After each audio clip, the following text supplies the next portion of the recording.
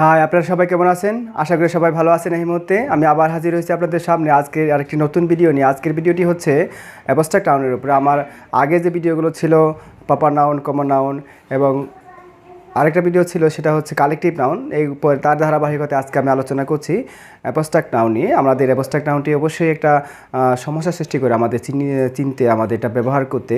আমরা বুঝতে পারি না অ্যাবস্ট্রাক্ট নাউনটা কী, অনেকের মাঝে এটা সমস্যা থাকে। আশা করি আজকের এই ক্লাসের পরে আমাদের আর সমস্যা থাকার কথা নয়। আমরা যদি মনোযোগ সহকারে ক্লাসটি করি অবশ্যই আমরা অ্যাবস্ট্রাক্ট নাউন এবং তার ব্যবহার সম্পর্কে আমরা অবশ্যই একটা ভালো ধারণা পাবো। চলুন আমরা আলোচনায় ফিরে যাই। আজকের বিষয় হচ্ছে অ্যাবস্ট্রাক্ট নাউন। আমাদের অ্যাবস্ট্রাক্ট নাউন হচ্ছে যেটার বাংলা অর্থ হচ্ছে বিমূর্ত, বিশেষ বিমূর্ত, অর্থাৎ এটার যে অর্থটা দাঁড়ায় সেটা হচ্ছে বিমূর্ত। বিমূর্ত মানে হচ্ছে যে যার কোনো মূর্তি নেই, যার কোনো আকার নেই, যার কোনো স্ট্রাকচার নেই, যার কোনো ফিজিক্যাল স্ট্রাকচার নেই। যেমন এই কলমটা দেখতে পাচ্ছেন, এই কলমটার অবশ্যই কী রয়েছে, ফিজিক্যাল স্ট্রাকচার রয়েছে, আকার রয়েছে এবং এটা দেখা যাচ্ছে। তাহলে বোঝা যাচ্ছে যে অ্যাবস্ট্রাক্ট নাউন হচ্ছে বিমূর্ত, যার কোনো মূর্তি নেই বা যার আকার নেই, সেটা হচ্ছে বিমূর্ত এবং এটাকে বলা হয় অ্যাবস্ট্রাক্ট নাউন। আমরা নাউন জগৎকে কী করতে পারি, যে স্ট্রাকচারের দিক দিয়ে, ফিজিক্যাল স্ট্রাকচারের দিক দিয়ে আমরা দুই ভাগে ভাগ করতে পারি। এটা হচ্ছে কংক্রিট নাউন, আরেকটা হচ্ছে কি অ্যাবস্ট্রাক্ট নাউন। আমরা কংক্রিট নাউন তো বুঝতেই পারছি যেটার কী আছে, ফিজিক্যাল স্ট্রাকচার রয়েছে, যাকে আমরা পঞ্চেন্দ্রিয় দিয়ে কী করতে পারি, অভিজ্ঞতা নিতে পারি, তাকে কী বলে, কংক্রিট নাউন বলে। চলুন আমরা দুইটা সংজ্ঞা লিখেছি, তারপর আমরা আলোচনা করছি যে সমস্ত নাউনকে আমরা দুই শ্রেণীতে ভাগ করেছি। ইতিমধ্যে বলেছি যে কংক্রিট নাউন এবং অ্যাবস্ট্রাক্ট নাউন। এবং কংক্রিট নাউনের যে সংজ্ঞাটা আমি এখানে লিখেছি সেটা একটু দেখছি, যে দেখি কী লিখেছি আমি। যে সমস্ত নাউনকে পঞ্চেন্দ্রিয় দিয়ে অভিজ্ঞতা নিতে পারে সে সমস্ত নাউনকে কংক্রিট নাউন বলে। পঞ্চেন্দ্রিয় কাকে বলে, এই বিষয়টা কিন্তু ইম্পর্টেন্ট। আমাদের 5টি ইন্দ্রিয় রয়েছে যেগুলো আমাদের পঞ্চেন্দ্রিয় বলে, সেগুলোর হচ্ছে টেস্ট, তার একটা টেস্ট প্লাস 5টি পঞ্চেন্দ্রিয়ের মধ্যে একটা হচ্ছে taste, touch, see, smell, hear, এদেরকে বলা হয় পঞ্চ ইন্দ্রিয়। আমরা যখন এই পঞ্চ ইন্দ্রিয় দিয়ে কোনো কিছুর অভিজ্ঞতা নিতে পারি সেটা হচ্ছে কি কংক্রিট নাউন। আর আমরা যখন এই পঞ্চেন্দ্রিয় দিয়ে কোনো কিছুর অভিজ্ঞতা নিতে পারি না সেটা হচ্ছে কি অ্যাবস্ট্রাক্ট নাউন। তাহলে দেখতে পাচ্ছি, দেখেন যে আমি এটাকে অবশ্যই পঞ্চেন্দ্রিয় দিয়ে কী করতে পারবো, আমরা এটার অভিজ্ঞতা নিতে পারবো। বই, তারপরে হচ্ছে ওয়াটার, তারপরে পেন, তারপর হচ্ছে বুক সেলফ, যাবতীয় যেগুলো স্ট্রাকচার স্থান কাল পাত্র দখল করে, তাকে মানে যেগুলো স্থান কাল পাত্র দখল করে সেগুলোকে আমরা কী করতে পারবো, এই পঞ্চেন্দ্রিয় দিয়ে অভিজ্ঞতা নিতে পারবো। হ্যাঁ, যেমন হয়তো বা কোনো কিছু টেস্ট নিতে পারছি, সেটা কি কংক্রিট নাউন। কারো হয়তো টাচ করতে পারছি, যেমন এটাকে টাচ করতে পারছি, এটা কংক্রিট নাউন। কারো হয়তো দেখতে পাচ্ছি, সেটা হচ্ছে কি যেমন বার্ড, বুক। এবং কারো হয়তো গন্ধ নিতে পাচ্ছি এবং কারো হয়তো শুনতে পাচ্ছি। এরকম বিষয় যদি থাকে, অর্থাৎ 5টি বিষয়ের সাথে হেল্প নিয়ে যার আমরা অভিজ্ঞতা নিতে পারবো সেটি কংক্রিট নাউন। আর যা নিতে পারবো না সেটা কি অ্যাবস্ট্রাক্ট নাউন। অ্যাবস্ট্রাক্ট নাউন আমরা একই সংজ্ঞা দিয়েছি যে সমস্ত নাউনকে আমরা পঞ্চেন্দ্রিয় অর্থাৎ taste, touch, see, smell, hear দিয়ে অভিজ্ঞতা নিতে পারি না, তাদেরকেই অ্যাবস্ট্রাক্ট নাউন বলে। খুবই একটা সিম্পল সংজ্ঞা, আসলে এটা বোঝার না কিছু নেই। যে যাকে আমরা 5টি ইন্দ্রিয় দিয়ে অভিজ্ঞতা নিতে পারি যে নাউনটির, সেটা হচ্ছে কি কংক্রিট নাউন। আর আমরা যার 5টি ইন্দ্রিয় দিয়ে যে নাউনটির বা যার অভিজ্ঞতা নিতে পারি না সেটা হচ্ছে কি অ্যাবস্ট্রাক্ট নাউন। চলুন অ্যাবস্ট্রাক্ট নাউনের আরেকটা এটা হচ্ছে যে এটা কী করে, এটা আমাদের কোনো ধারণা বা আবেগকে প্রকাশ করে। হ্যাঁ, এটা আমাদের কী করে, এটা কোনো ধারণা বা কোনো আবেগকে কী করে প্রকাশ করে। যেমন আমি যদি বলি সততা কি, এটার কোনো অবস্থান আছে, এটা কি কোনো পঞ্চেন্দ্রিয় দিয়ে আমরা কি এর অভিজ্ঞতা নিতে পারি সততার? না, এটা একটা ধারণার নাম, এটা হচ্ছে আবেগের নাম, এটা একটা কাল্পনিক নাম, যেগুলো কিন্তু আমরা দেখি না কিন্তু তার একটা অবস্থান আছে। এরকম একটা যে আর তার কোনো আমরা দেখি না, যার কোনো ফিজিক্যাল স্ট্রাকচার নেই কিন্তু তার একটা অবস্থান আছে, অবিরাজমান করছে আমাদের কল্পনার জগতে। এইটাই হচ্ছে কি আমরা বাস্তবে দেখতে পাচ্ছি না কিন্তু তার একটা অবস্থান আছে কোথায়, কল্পনার জগতে। সেটাই হচ্ছে কি অ্যাবস্ট্রাক্ট নাউন। যেমন আমরা যদি বলি লাভ, জয়, টেস্ট, এগুলোর কিন্তু দেখেন ফিজিক্যাল স্ট্রাকচার নেই, এদেরকে আমরা কী বলি, এটা কল্পনার জগতে তার একটা কী অবস্থান আছে, এবং দেখা যাচ্ছে না কিন্তু বাট স্বীকার করতে হবে যে এটার একটা অবস্থান আছে কোথায়, কল্পনার জগতে। আশা করি বুঝতে পারছেন যে অ্যাবস্ট্রাক্ট নাউনটার বিষয়টা কি, যে বিমূর্ত, এর কোনো ফিজিক্যাল স্ট্রাকচার নেই।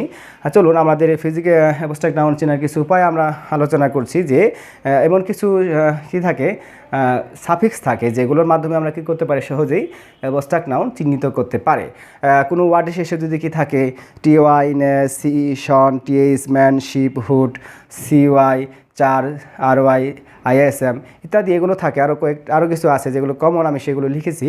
যে এগুলো যদি থাকে কোনো শব্দের শেষে, কোনো ওয়ার্ডের শেষে, আমাদের ধরে নিতে হবে যে কি এটা কি, এটা অবশ্যই একটা কি অ্যাবস্ট্রাক্ট নাউন। চলুন আমরা কিছু সংজ্ঞা দিয়েছি, যে দেখুন যে TY যে একটা শব্দ লিখেছি মডেস্টি, নেস দিয়ে একটা যদি শব্দ তৈরি করি সেটি ম্যাডনেস, সি দিয়ে একটা যদি শব্দ তৈরি করি সেটা হচ্ছে কি অ্যারোগ্যান্স, TI মানে শন দিয়ে যদি একটা শব্দ দেখতে চাই তা হবে কি অ্যাকশন, তারপরে হচ্ছে TH দিয়ে যদি একটা শব্দ দেখতে চাই সেটা হবে কি গ্রোথ। আরও আছে, জাস্ট এক্সাম্পল হিসেবে আমি এগুলো লিখেছি। ম্যান্ট সেগুলো ডিসঅ্যাপয়েন্টমেন্ট, শিপ ফ্রেন্ডশিপ, এবং হুড ব্রাদারহুড, CY ইনফ্যান্সি, এবং চার ফিউচার, এবং RY ভিক্টোরি, ISM রেসিজম। অর্থাৎ রেসিজম শব্দটার ভিতরে আমরা দেখতে পাচ্ছি যে ISM আছে, রেসিজম। এই যে আমরা দেখতে পাচ্ছি এই যে ওয়ার্ডগুলোর শেষে যে সাফিক্সগুলো যুক্ত হয়েছে, এই সাফিক্সগুলো যুক্ত হওয়ার মাধ্যমেই কিন্তু আমরা এটা কী করতে পারি, অ্যাবস্ট্রাক্ট নাউন হিসেবে ব্যবহার করতে পারে। আমরা তো ইতিমধ্যে আলোচনা করলাম অ্যাবস্ট্রাক্ট নাউন কী এবং কী কী থাকলে তাকে অ্যাবস্ট্রাক্ট নাউন হিসেবে আমরা চিহ্নিত করতে পারবো। সব সময় যেগুলো থাকে তাও নয়, লাভ এর ভিতরে তো কোনো সংকেত নেই, সাফিক্স নেই। আমাদের দেখতে হবে যে কল্পনা করে দেখতে হবে এর কি কোনো, আমরা কি পঞ্চেন্দ্রিয় দিয়ে এর কি পঞ্চেন্দ্রিয় দিকে এটা কি অনুভব করতে পারছি। যদি না করতে পারি তাহলে সেটা কি অ্যাবস্ট্রাক্ট নাউন, আর যদি করতে পারি সেটা কি হচ্ছে কংক্রিট নাউন, যেমন লাভ। চলুন আমরা ইতিমধ্যে আলোচনা করেছি যে অ্যাবস্ট্রাক্ট নাউনের সংজ্ঞা এবং এর কিছু চেনার উপায়। চলুন আমরা এখন দেখি যে অ্যাবস্ট্রাক্ট নাউনকে আমরা আর কী কী অর্থে ব্যবহার করতে পারি। পার্টস অফ স্পিচের ক্ষেত্রে আমরা তাকে আর কী কী অর্থে ব্যবহার করতে পারি, এবং অ্যাবস্ট্রাক্ট নাউনকে আমরা অবশ্যই সাবজেক্ট, অবজেক্ট, কমপ্লিমেন্ট হিসেবে ব্যবহার করতে পারি। চলুন তারও কিছু এবং অন্য পার্টস অফ স্পিচ হিসেবে আমরা কী করতে পারি, ব্যবহার করতে পারি। যেমন মূলত সে নাউন, কিন্তু তাকে আমরা অ্যাডজেক্টিভ, ভার্ব এবং হিসেবে এগুলো কি অ্যাডজেক্টিভ, ভার্ব এবং এইসব হিসেবে আমরা কী করতে পারি, তাকে ব্যবহার করতে পারি। দেখুন নাউন হিসেবে তো তাকে ব্যবহার করা যাবেই। চলুন আমি একটা বাক্য লিখেছি, দেখেন আই লাভ মাই কান্ট্রি। এখানে লাভ দেখেন, এখানে আই লাভ মাই কান্ট্রি, এই লাভ এখানে কিন্তু কি এখানে বাক্যের ভার্ব হিসেবে ব্যবহার করা হয়েছে। লাভ যদি নর্মালি আমরা এমনিতে দেখি সেটা কি হয়ে যায় অ্যাবস্ট্রাক্ট নাউন, কিন্তু আমরা যদি বাক্যটার দিকে খেয়াল করি এই লাভ এখানে কিন্তু সেটা কি ভার্ব হিসেবে ব্যবহার করা হয়েছে। দেখুন আরেকটা লাভের একটা উদাহরণ দিচ্ছি, অন্য একটা পাস্ট টেন্স হিসেবে এখানে কী করা হয়েছে, ব্যবহার করা হয়েছে। This is my love for you. এখানে এই যে লাভটা দেখতে পাচ্ছেন, এই লাভ কিন্তু হচ্ছে অ্যাডজেক্টিভ, এই লাভটা হচ্ছে এখানে নাউন। এখানে কি হচ্ছে, লাভটা এখানে কি নাউন, কারণ মাই, হিজ এই শব্দগুলোর পরে, আবার এই শব্দগুলোর পরে যে শব্দটি বসে সেটা কি হয়, নাউন হয়। অতএব সেই রুলস থেকে আমরা এটাকে লাভকে কী করতে পারি, আমরা বলতে পারি এটা হচ্ছে একটা কি নাউন ফর্মে অবস্থায় আছে। চলুন আমরা এখন দেখি যে this is our love story. এই লাভ কিন্তু কি, এই লাভ হচ্ছে অ্যাডজেক্টিভ, এই লাভ কি, এই লাভ হচ্ছে নাউন, এই লাভ হচ্ছে ভার্ব। দেখেন আমরা একই পার্টস অফ স্পিচ অন্য থেকে এক এক সময় এক এক পার্টস অফ হিসেবে কী করা হয়েছে, ব্যবহার করা হয়েছে। পার্টস অফ স্পিচ সম্পর্কে যে ধারণাটা আমাদের অবশ্যই ক্লিয়ার থাকতে হবে যে বাক্যের অবস্থান অনুযায়ী তার একটা শব্দের কি একটা পার্টস অফ স্পিচের কি তার অবস্থান নির্ণয় করতে হয়, একটা শব্দের অবস্থান নির্ণয় করতে হয়। আমরা বলতে পারবো না লাভ সবসময় নাউন হিসেবে ব্যবহার করা হবে, তার বাক্যে তার অবস্থান দেখে আমরা তার কী করবো, তাকে আমরা চিহ্নিত করবো সেটা নাউন, ভার্ব, অ্যাডভার্ব না কি, এগুলো আমরা তাকে বিশ্লেষণ করতে পারবো। আমরা শুরুতেই আমরা বলতে পারবো না একটা ওয়ার্ড যে এটা নাউন, এটা ভার্ব, এটা কি অ্যাডভার্ব। তা বাক্যের অবস্থান থেকে আমরা কি আমরা নির্ণয় করতে পারি। সচরাচর এভাবেই আমরা বলি, কিন্তু নর্মালি যেভাবে আমরা দেখেছি যে এগুলো থাকলে কি হয়, এই শব্দগুলো থাকলে এবং যা বিমূর্ত সেটা কি অ্যাবস্ট্রাক্ট নাউন, কিন্তু এগুলো ব্যবহার অন্য অর্থে ব্যবহার করছি আর কি এখানে। যে যদিও নাউন এদেরকে আমরা অন্য ক্ষেত্রে কী ক্ষেত্রে ব্যবহার করছি, অ্যাডজেক্টিভ, ভার্ব এইসব ক্ষেত্রে আমরা ব্যবহার করতে পারি কিনা, আমরা দেখলাম যে ব্যবহার করা যায়। আরেকটার সঙ্গে আমি আরেকটা উদাহরণ দিয়েছি, আই টেস্ট সুগার। এখানে আমি সুগারের চিনির স্বাদ নিয়েছি বা নেই। এখানে কিন্তু টেস্ট হচ্ছে কি, আমরা অবশ্যই যদি আমরা স্ট্রাকচার দেখি যে সাবজেক্ট, ভার্ব, অবজেক্ট, অবশ্যই এখানে ভার্বের জায়গা অবস্থান করছে, ভার্বের জায়গাটা সে নিয়েছে, অতএব সে টেস্ট এখানে কি ভার্ব।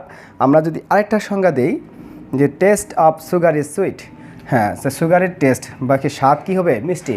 এখানে কিন্তু টেস্ট দেখেন আর্টিকেলের পরে বসছে, এখানে কিন্তু কি নাউন হিসেবে ব্যবহার করা হয়েছে। তাহলে আমরা বুঝতে পারলাম যে একই পার্টস অফ স্পিচ আমরা কী করতে পারি, অন্য পার্টস অফ স্পিচের মতো কী করতে পারি, ব্যবহার করতে পারে। এবং গুরুত্বপূর্ণ বিষয়টি হচ্ছে যে তার বাক্যের অবস্থান দেখে কী করতে পারবো, পার্টস অফ স্পিচ হিসেবে আমাদের তাকে নির্ণয় করতে হবে যে আসলে কোন পার্টস অফ স্পিচ, বাক্যের অবস্থান আগে দেখতে হবে। পরীক্ষা যদি আসে এই লাভ কি, তো এই লাভ আমরা ভার বলবো, এই লাভ কি, এই লাভকে নাউন বলবো। যদি বলে এই লাভটা কোন পার্টস অফ স্পিচ, তখন এই লাভকে কী বলবো আমরা, অ্যাডজেক্টিভ বলবো। এভাবে আমাদের কিন্তু কী করতে হবে, পার্টস অফ স্পিচ নির্ণয় করতে হবে। আশা করি আজকের এই ক্লাসটি অবশ্যই ভালো লেগেছে। যদি ভালো লেগে থাকে অবশ্যই আমার একটা রিকোয়েস্ট থাকবে, অবশ্যই সাবস্ক্রাইব করুন আমার চ্যানেলটি এবং লাইক কমেন্ট শেয়ার করে আমাকে এগিয়ে রাখতে সহায়তা করুন। ধন্যবাদ সবাইকে, আবার কোনো এক ভিডিওতে দেখা হবে। ধন্যবাদ সবাইকে।